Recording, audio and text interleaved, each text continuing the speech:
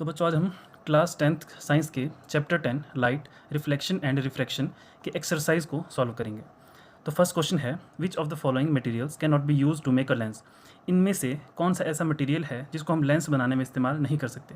Option है water, glass, plastic और clay. देखो हमें पता है कि जो लेंस है वो ट्रांसपेरेंट होता है, मतलब एक ऐसा मटेरियल जो अपने में से लाइट को पास होने देता है। तो वाटर पानी के आर पार हम देख सकते हैं, ग्लास शीशे के आर पार भी हम देख सकते हैं, प्लास्टिक ट्रांसपेरेंट प्लास्टिक्स होते हैं जिनके आर पार हम देख सकते हैं, लेकिन क्ले हमारे पास ओपेक होती है जिसके आर पार हम नहीं देख सकते। तो इसको हम लेंस बनाने में इस्तेमाल नहीं कर सकते। तो सही आंसर होगा क्ले।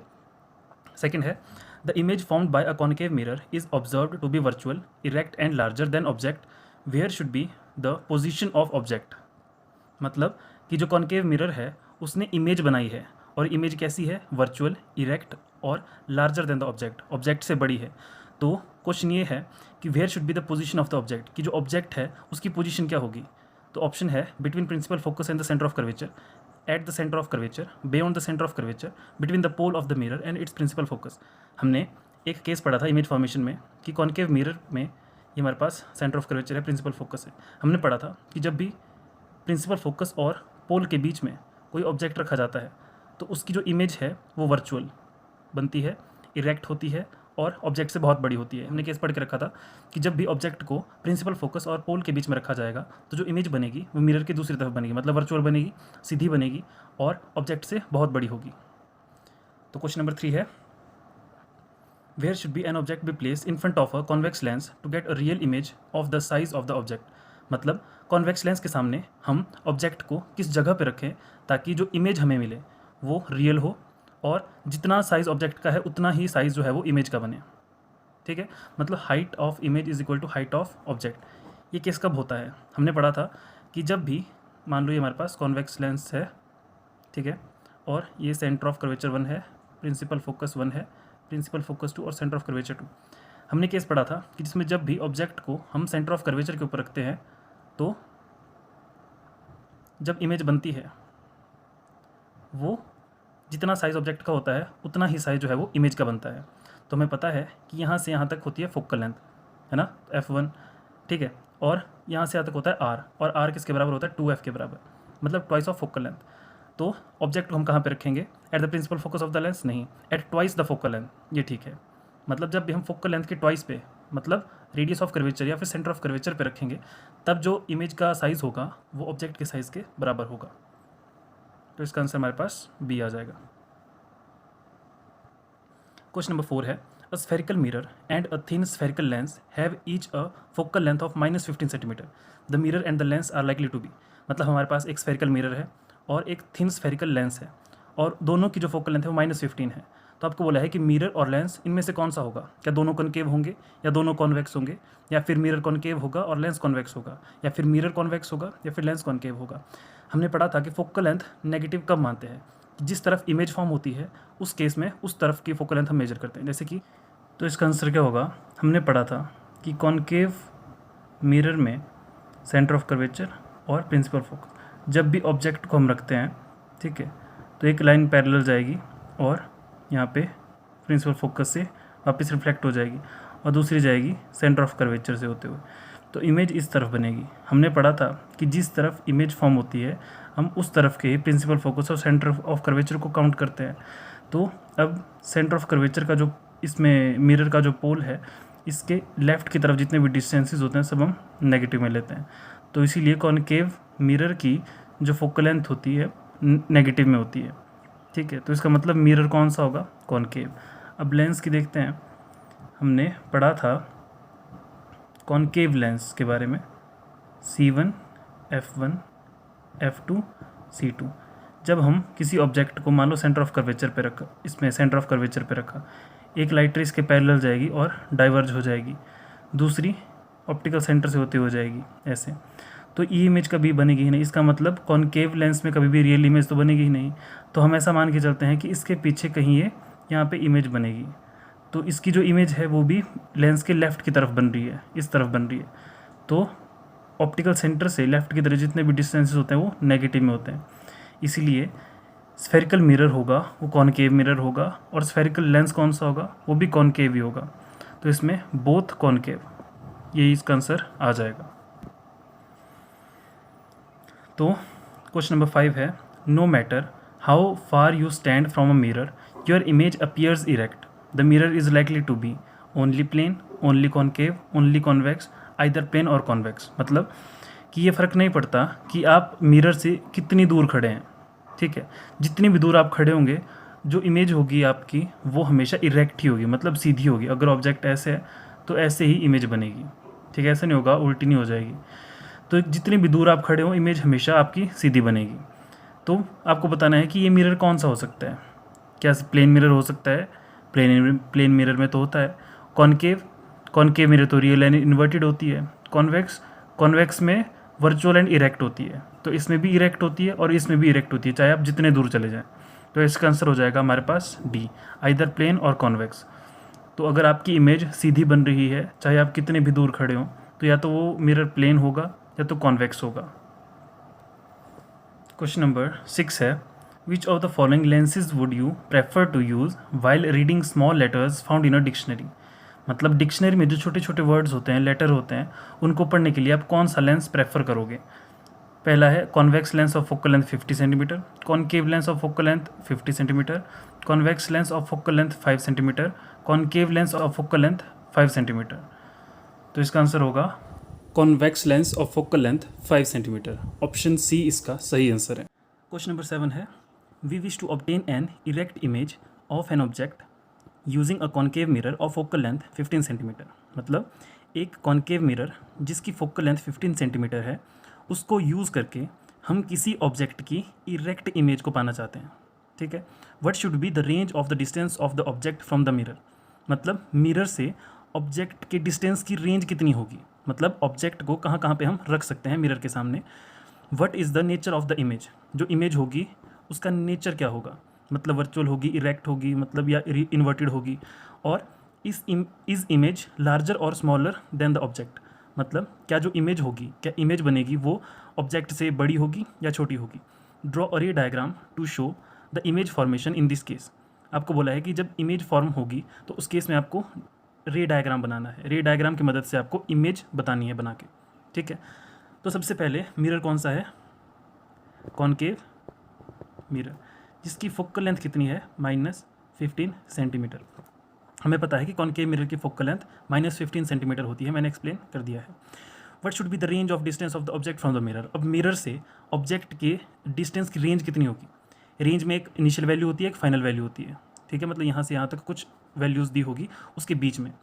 अब देखो फोकल लेंथ का मतलब क्या है कि फोकल लेंथ के अंदर जितने भी ऑब्जेक्ट्स होंगे उनकी मतलब एक तरह से क्या बोल सकते हैं हम कि क्लियर इमेज बनेगी, साफ इमेज बनेगी। जैसे कि यहाँ पे हमारे पास कॉनकेव मिरर है, अब इसकी हमारे पास जो है वो फोकल लेंथ यहाँ पे है, ये प्रिंसिपल फोकस है, ये सेंटर ऑफ कर्वेचर है, ठीक है। अब इसकी जो फोकल लेंथ दी है वो कितनी है, 15 सेंटीमीटर। अब बोला है कि हम चाहते हैं इरेक्ट इमेज। तो इरेक्ट इमेज का इमेज फॉर्मेशन केस क्या होता है कि जब भी हम पोल और प्रिंसिपल फोकस के बीच में किसी ऑब्जेक्ट को रखते हैं तो उसकी इमेज यहाँ पे आगे बनती है, ठीक है, और वो सीधी बनती है, इरेक्ट बनती है, और जो इमेज होगी वो लार्जर बनती है। जैसे कि देख लेते हैं, एक रे इसके सीधे जाएगी और प्रिंसिपल फोकस से चली जाएगी। दूसरी रे को अगर हम पोल पे ले जाते हैं तो जितना एंगल इधर होगा उतना ही एंगल इस तरफ बनेगा और रे इस तरफ आ जाएगी। अब एक जैसे यहाँ पे आएगी तो इस तरफ तो इमेज कभी बनेगी ही नहीं, आगे रियल इमेज तो बनेगी नहीं। तो जो इमेज जो एक रे होगी ये इस तरीके से यहाँ पे जाएगी ऐसे, और यहाँ से ये रे हम इसको पीछे मिलाएंगे तो यहाँ जैसे कहीं ये इमेजिनरी लाइन जो है वो मिलेगी और यहाँ पे इमेज बनेगी, ठीक है।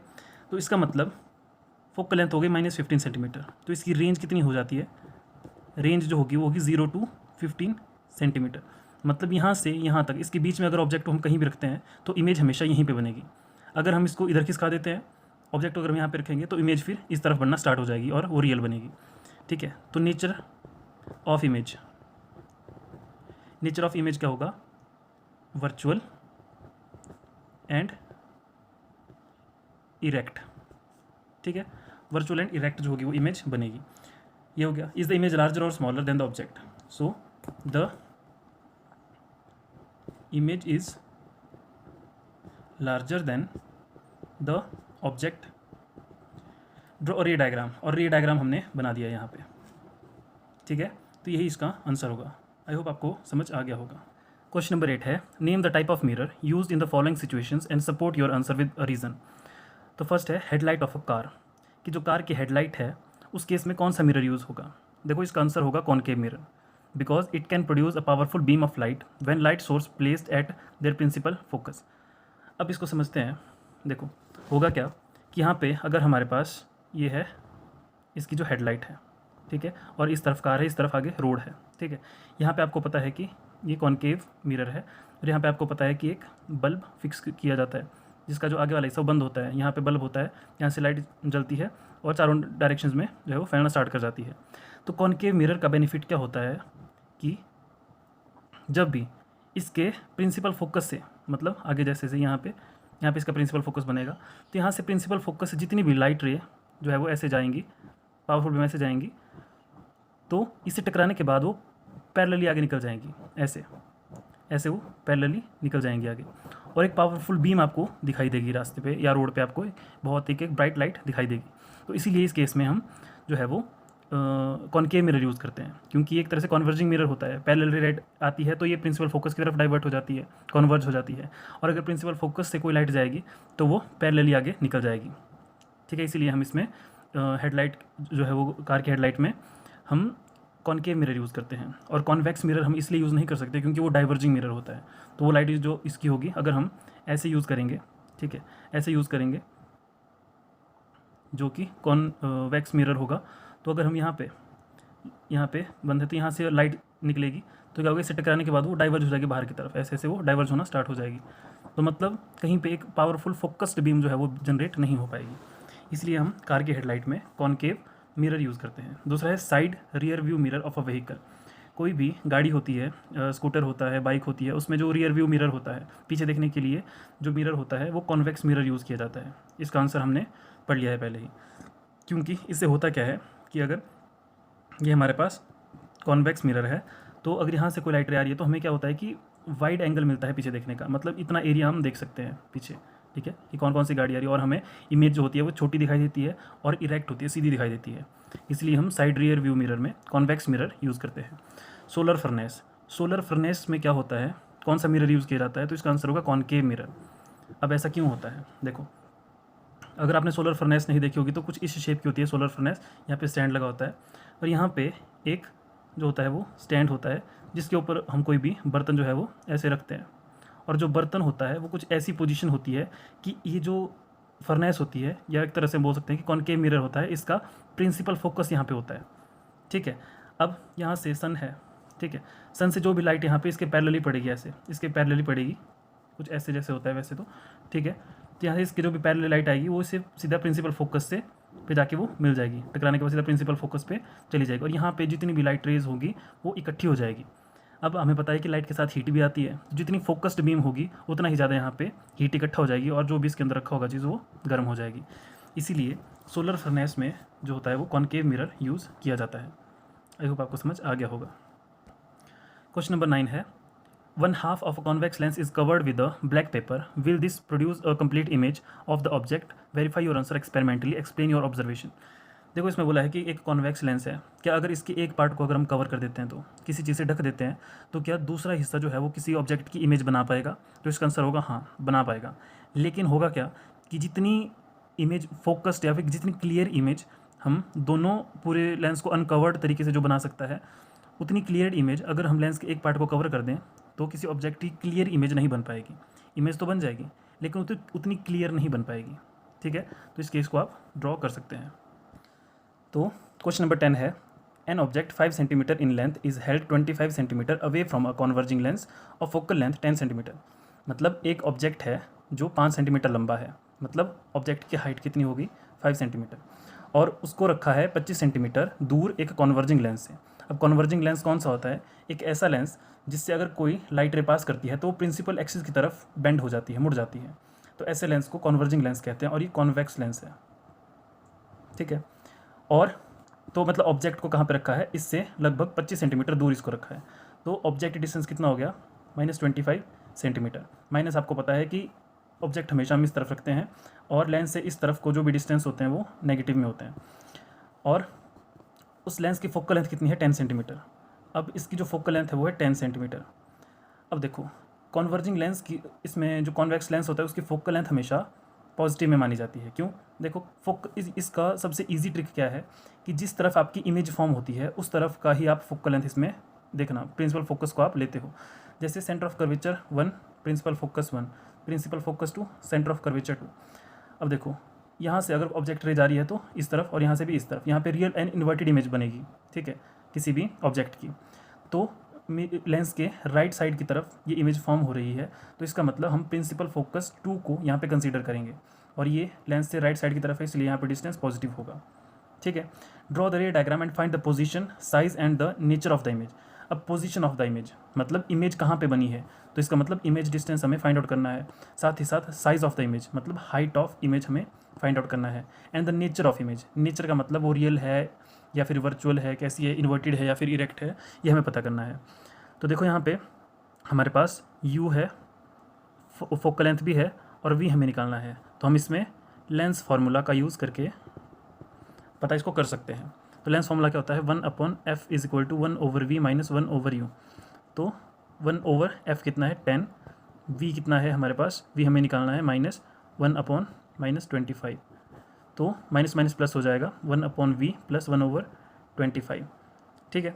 तो 1/f किसके बराबर आ गया, 1/10 किसके बराबर आ गया, 1/v प्लस 1/25। अब हमें v निकालना है तो इसको हम इस तरफ ले जाएंगे, तो 1/10 minus 1/25 is equal to 1/v, ठीक है। अब इसका हम क्या करेंगे, एलसीएम निकालेंगे, आ गया 55 माइनस 2 1/v। तो ये कितना आ जाएगा हमारे पास, 5 माइनस 2 आ जाएगा 3/50 इज इक्वल टू 1/v। तो जब हम इसको क्रॉस मल्टीप्लाई करेंगे तो v की वैल्यू क्या आ जाएगी, 50/3। अगर इसको हम पॉइंट में लेके आएंगे तो 16.7 सेंटीमीटर इसकी वैल्यू आ जाएगी। मतलब जो इमेज होगी वो लेंस से लगभग 16.7 सेंटीमीटर दूर यहाँ जैसे बनेगी, ठीक है। अब बोला है कि हाइट ऑफ एन इमेज। अब इमेज की हाइट हम कैसे पता कर सकते हैं, तो इसकी हाइट हम कैसे निकालेंगे, तो हमें पता है कि मैग्नीफिकेशन का फॉर्मूला क्या होता है, HI/HO is equal to V/U, है ना। ये भी इसके बराबर होता है, ये भी इसके बराबर होता है, तो इसका मतलब ये दोनों भी आपस में बराबर होंगे। तो यहाँ से हाइट ऑफ इमेज हम निकाल सकते हैं, क्योंकि V हमें पता है, U पता है, HO पता है। तो HI को हम इस तरफ रखेंगे, V/U इंटू HO कर लेंगे। V कितना है हमारे पास 50/3, तो U कितना है अपॉन 25 इंटू HO कितना है हमारे पास 5 सेंटीमीटर, 5 है, ठीक है। तो इसको जब हम सॉल्व करेंगे तो यह हमारे पास आ जाएगा, जैसे इसको हम 1 लिख लेंगे तो इससे ये कैंसिल हो जाएगा, तो आ जाएगा 2/3 इंटू 5, तो आ जाएगा हमारे पास 10/3, ठीक है। तो यह आ जाएगा 3.33 सेंटीमीटर। तो हाइट ऑफ एन इमेज आ जाएगी हमारे पास 3.33 सेंटीमीटर। और हाँ, एक बात यहाँ पे, जो u था हमारा वो माइनस में था, ठीक है। तो यहाँ पे माइनस, यहाँ भी माइनस रहेगा, यहाँ भी माइनस, और ये भी माइनस में आएगा। तो जो हाइट ऑफ इमेज होगी, हाइट ऑफ इमेज वो आएगी -3.33 सेंटीमीटर। माइनस का मतलब क्या होगा, यहाँ पे जो माइनस होगा इसका मतलब होगा रियल एंड इन्वर्टेड, ठीक है। तो हाइट ऑफ इमेज हमने निकाल दी है, ठीक है, और इमेज डिस्टेंस भी हमने निकाल दिया है। अब इसका जो नेचर होगा वो हमने यहाँ पे बता दिया, इसका नेचर क्या होगा, रियल एंड इन्वर्टेड। अब इसका जो है वो रे डायग्राम कैसे बनेगा, देखो हमारे पास यहाँ पे है कॉन्वेक्स लेंस, और ये आ जाता है हमारे पास ऑप्टिकल सेंटर, और ये है F1, ये है C1 या फिर 2F1, ये है F2, और ये है 2F2 या फिर C2, ठीक है। अब यहाँ पे क्या बोला है कि जो फोकल लेंथ है वो है 10 सेंटीमीटर, मतलब इस ऑप्टिकल सेंटर से यहाँ तक का डिस्टेंस कितना है, 10 सेंटीमीटर, ठीक है। अब देखो जो ऑब्जेक्ट है वो रखा कितनी दूर है, वो रखा है, ऑब्जेक्ट डिस्टेंस क्या था, -25 सेंटीमीटर। ऑब्जेक्ट डिस्टेंस क्या था, -25 सेंटीमीटर। तो यहाँ पे अगर हम देखेंगे तो यहाँ से यहाँ तक सेम 10 सेंटीमीटर है, तो यहाँ से यहाँ तक भी कितना होगा 10, और हमें पता है कि सेंटर ऑफ कर्वेचर ये 2F1 है, और जितना यहाँ से यहाँ तक होगा उतना यहाँ से यहाँ तक भी होगा, ठीक है। तो 10 यहाँ से यहाँ तक 10, फिर 20, और फिर आगे 5। तो यहाँ जैसे हमारे पास ऑब्जेक्ट जो है वो रखा होगा, यहाँ पे ऑब्जेक्ट हमारे पास रखा होगा, एक लाइट यहाँ से आएगी और प्रिंसिपल फोकस से वो चली जाएगी। दूसरा जाएगी ऑप्टिकल सेंटर से, और यहाँ जैसे जो है वो इमेज जो हमारी है वो बन जाएगी, ठीक है। और जो इमेज का डिस्टेंस है वो कितना है 16.7 सेंटीमीटर, ठीक है। तो यहाँ से यहाँ तक कितना है 10, यहाँ से यहाँ तक आगे जाएगा हमारे पास 16.7 सेंटीमीटर। तो इस तरीके से आप जो है वो रे डायग्राम बना सकते हैं। ऑब्जेक्ट की हाइट कितनी थी हमारे पास 5 सेंटीमीटर, तो इमेज की हाइट कितनी होगी 3.33 सेंटीमीटर। तो ये हमारे पास रे डायग्राम है इस न्यूमेरिकल का। आई होप क्लियर हो गया होगा। कुछ डाउट है तो आप कमेंट बॉक्स में पूछ सकते हैं। क्वेश्चन नंबर 11 है, a concave lens of focal length 15 centimetre forms an image 10 centimetre from the lens, how far is the object placed from the lens, draw the रे डायग्राम। मतलब क्या है कि कॉन्केव लेंस है जिसकी फोकल लेंथ है 15 centimetre, मतलब यहाँ पे फोकल लेंथ कितनी होगी यहाँ पे 15 सेंटीमीटर। अब कॉन्केव लेंस है तो इसकी फोकल लेंथ माइनस में होगी, ठीक है। एक इमेज फॉर्म करता है 10 सेंटीमीटर फ्रॉम द लेंस, तो इमेज डिस्टेंस कितना हो जाएगा यहाँ पे 10 सेंटीमीटर, ठीक है। और ये इमेज डिस्टेंस भी कैसा होगा माइनस का होगा, क्योंकि जो कॉन्केव लेंस है वो इमेज लेफ्ट की तरफ ही बनाता है। How far is the object placed from the lens. अब यहाँ पे बोला है कि जो ऑब्जेक्ट है वो लेंस से कितनी दूर रखना चाहिए, ठीक है। अब देखो यहाँ से हम लेंस फार्मूला लगा सकते हैं। Lens formula 1/f is equal to 1/v minus 1/u। तो 1/f कितना है -15 सेंटीमीटर, 1/v कितना है -10 सेंटीमीटर, -1/u। अब हम इसको इस तरफ ले जाएंगे, 1/-15 plus 1/10 is equal to -1/u। अब यहाँ पे हम इसका क्या निकालेंगे एलसीएम, तो इसका एलसीएम आ जाएगा 30, या जाएगा प्लस या जाएगा 3 इज इक्वल टू -1/u। 3 - 2 आ जाएगा 1/30 -1/u। तो क्रॉस मल्टीप्लाई करेंगे तो u आ जाएगा हमारे पास -30 सेंटीमीटर। तो ऑब्जेक्ट हमें कितनी दूर रखना पड़ेगा लेंस से, कॉन्केव लेंस से, तो आएगा 30 सेंटीमीटर। अब माइनस में इसका मतलब हमारा आंसर सही है, क्योंकि ऑब्जेक्ट का डिस्टेंस हमेशा माइनस में ही होता है, क्योंकि लेंस के हम लेफ्ट की तरफ इसको रखते हैं हमेशा। अब देखो रे डायग्राम इसका बनाना पड़ेगा। तो मान लो ये हमारे पास है कॉन्केव लेंस, ये है इसका optical centre C1, F1, F2 और C2। फोकल लेंथ कितनी बोला है 15 सेंटीमीटर, तो इसकी जो फोकल लेंथ है वो कितनी है 15 सेंटीमीटर, ठीक है। और ऑब्जेक्ट डिस्टेंस कितना है 10, मतलब इमेज डिस्टेंस कितना है 10 सेंटीमीटर। तो 10 सेंटीमीटर यहाँ जैसे कहीं आएगा, ठीक है। यहाँ जैसे इसकी इमेज बनी है, तो हमें बोला है कि ऑब्जेक्ट डिस्टेंस कितना निकला इसका 30 सेंटीमीटर। तो इसका मतलब हमारा जो ऑब्जेक्ट है वो कहाँ पे रखा होगा, सेंटर ऑफ कर्वेचर पे, यहाँ पे इसका जो है वो रखा होगा। तो अगर यहाँ से एक रे जाएगी ऐसे तो डाइवर्ट हो जाएगी, ठीक है, और प्रिंसिपल फोकस से होते हुए निकल जाएगी। दूसरी रे कहाँ पे जाएगी, ऑप्टिकल सेंटर से पास होती जाएगी, तो हमारा जो इमेज बनेगी वो यहाँ पे बनेगी।